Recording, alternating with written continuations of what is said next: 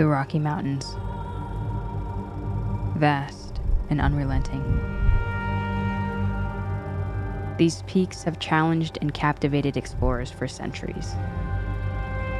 Each era has forged its own way through this untamed terrain, from winding horse trails to iron railways carving through stone. But with aviation, crossing these rugged mountains became possible in a new way, lifting us above the Rockies and offering a unique perspective that only flight can reveal.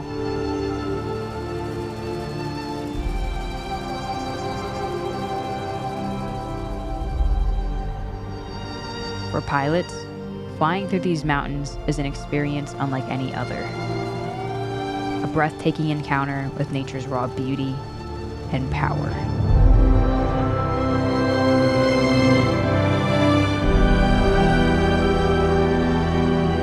It's a chance to see the world from above, tracing valleys and ridges that seem to go on forever. For a few aviators, the journey through the mountains isn't just for the pretty scenery. It's a mission. Just across the Rockies, the farm fields below yield these little cone-shaped flowers called hops. And once a year, a dedicated group of pilots fly across Colorado to collect fresh hops and bring them back to Denver. A simple quest to brew the freshest beer they can. To them, it's more than a supply run. It is utilizing general aviation to its fullest. It's about creating meaningful friendships, experiencing the joy of flying, and coming together to achieve a shared goal. This is Hops Across the Rockies.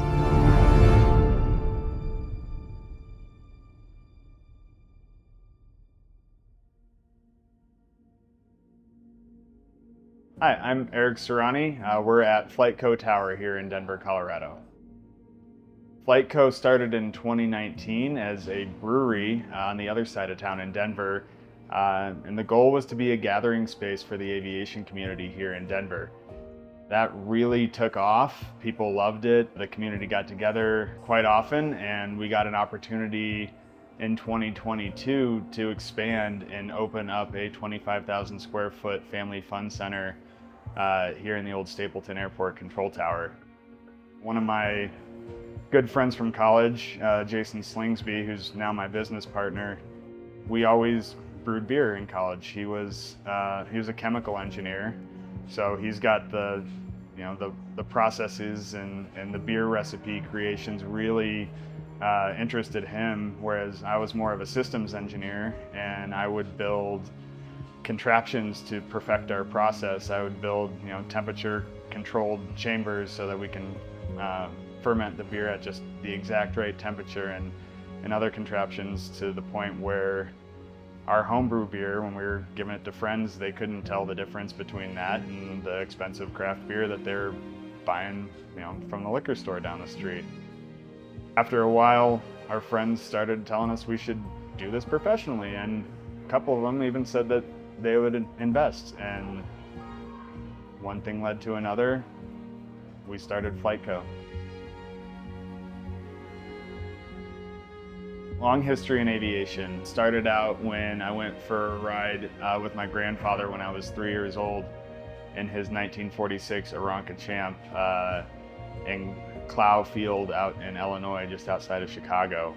He was a longtime EAA member, built a number of aircraft. He built a lot of Rutan aircrafts. He built a Quickie, he built a Long Easy. My entire childhood was going and flying with him in the Champ or the Long Easy.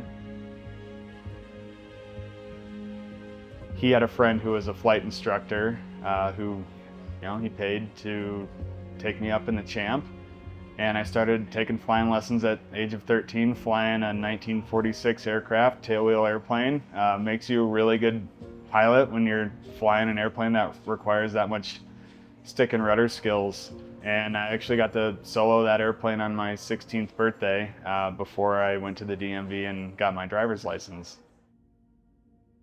Unfortunately, between my 16th and my 17th birthday, my grandfather passed away, and his EAA chapter came in big time to support me. They rounded up funds and gave me a scholarship to finish my private pilot's license, and just a number of EAA members personally mentored me through that to get my license. So it was pretty touching, and ever since that moment, I've felt compelled to give back to the community. One of the first things I did with my private pilot's license when I was 17 was start flying young eagles.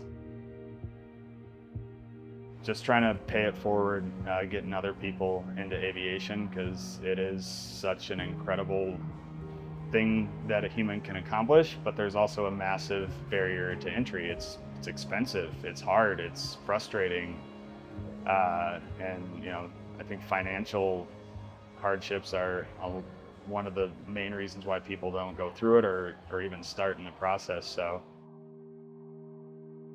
from the get-go, we've donated 10% of our profits to scholarships, youth engagement programs. We've given away a number of scholarships over the past 5 years. Most notably, we partner with an organization called Stripes to Bars. They provide aviation scholarships for veterans transitioning out of the military into the civilian world, which is also a hard transition for a lot of people. We give between $2,000 and $3,000 every year to help a veteran get their start in aviation. None of my other friends had their pilot's license. None of them even thought about getting into it.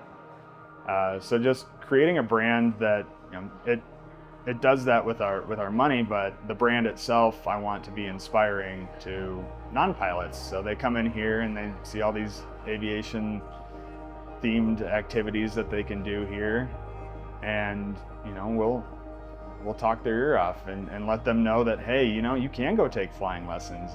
There's 3 airports around here that you can just go sign up, and just if we get 1 out of 1,000 people that come through here inspired with aviation, that I feel like that's doing our part in the industry, and I'm trying to help solve our pilot shortage and inspiration shortage in the country. Yeah.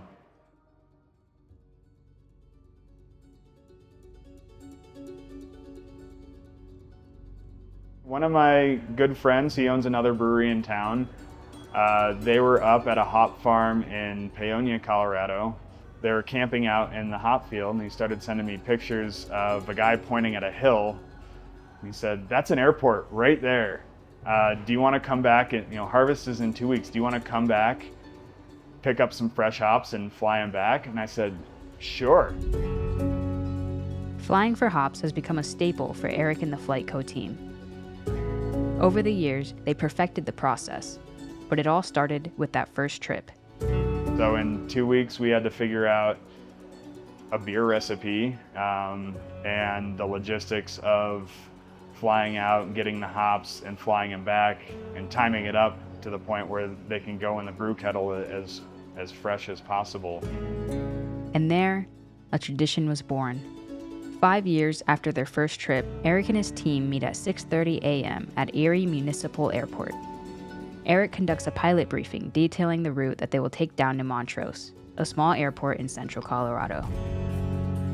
By 7 a.m., 8 aircraft take off, one after another in Erie. First, they fly from Erie through Rollins Pass at about 12,500 feet. Then, south of Kremling. From there, they go through Eagle. And finally, through McClure Pass before they make it all the way to Montrose. Generally, the fastest ones will get there first. We all talk to each other on an air-to-air frequency so we can know where we're at and give position reports. It's been really nice since ADSB, we can see each other on the screen now. That makes things a lot easier and a lot safer. All aircraft arrive around 8:30 a.m., and they make their way to collect the freshly harvested hops awaiting them there. My name is Audrey Gelhausen, and we're in Montrose, Colorado at Billy Goat Hop Farm. We're a 32-acre farm who grows independent hops and sells directly to craft breweries. The green cones on the plants is what we want. That's what's going in the beer, and they're very bitter. And so in beer, you start with some sort of malt, and then when you add the yeast, that turns into sugar and alcohol. So it's a sweet. So to balance that out, we put hops in, and so that bitter really balances out. We learned how much effort and hard work they put into growing hops for local Colorado breweries out here. I got to meet a couple amazing hop farm dogs. Put the hops right in the cargo hold of the RV-10 and the Bonanza, and we flew back to Erie.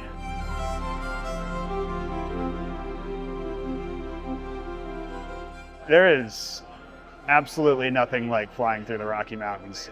I've been born and raised in Colorado, lived here pretty much my whole life. As a kid growing up and driving to all these places over decades, we get to see all these places in 1 hour-and-a-half flight to and from Montrose all at once. It's just absolutely stunning. This is my favorite day of the year, every year, being able to do this flight. And now that we have more aviation enthusiasts and pilots joining with us, it's just even better. This is as fresh of a beer that you can possibly make. And that's all made possible by aviation. It's just another way that airplanes make the world a little bit smaller. And not only is it a good beer, this is the most fun we've ever had doing it.